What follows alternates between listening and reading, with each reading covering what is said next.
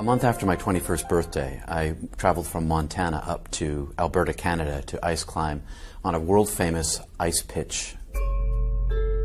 At 8 o'clock that night, the temperature dropped drastically. Since we had no equipment to keep ourselves warm, our best bet for survival was to try to get off the mountain. It was 150 feet down. I mean, we rappelled in the air on this overhang to a large area. We were stuck. And I was cold, though, and I'd never been that cold. And I had frostbite on my fingertips and my nose and my toes and my cheeks and my chin, and I had hypothermia. And then I fell asleep. And only this time, I didn't lose consciousness, but I knew that I had fallen asleep. And I felt myself being sucked out of my core like a vacuum. And I resisted with all this strength that I had built up through the survival journey that I was on. And I tried to stay in my body, and I couldn't. It irresistibly pulled me out, and I died. And I found myself in a great dark void, infinite, without a body, but with full consciousness, like a sphere of consciousness.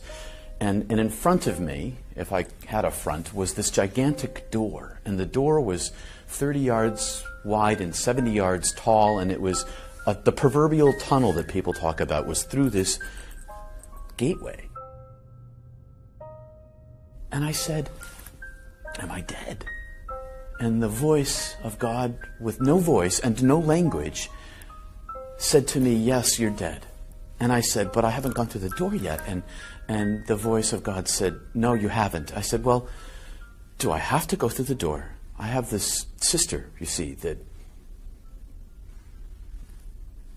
left our family and broke my mother's heart. And I didn't want to break my mom's heart again. And die and leave them." And God said and showed me, he said, the love with which I love you now, I have always loved you.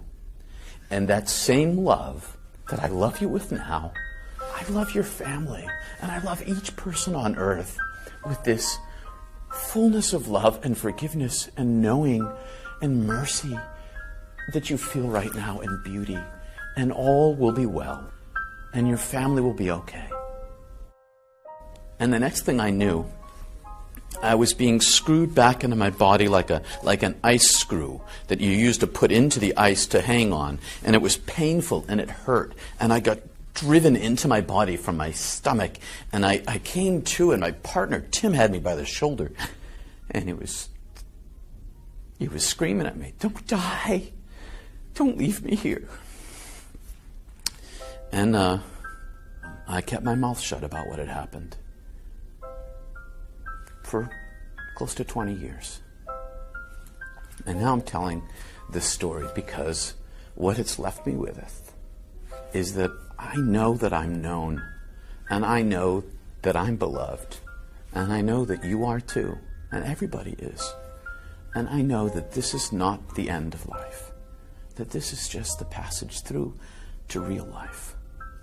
And it's this long, and that's how much time we have till we get to go home. And I'm waiting to go home. I pray for it every day. I can't wait. That's my story.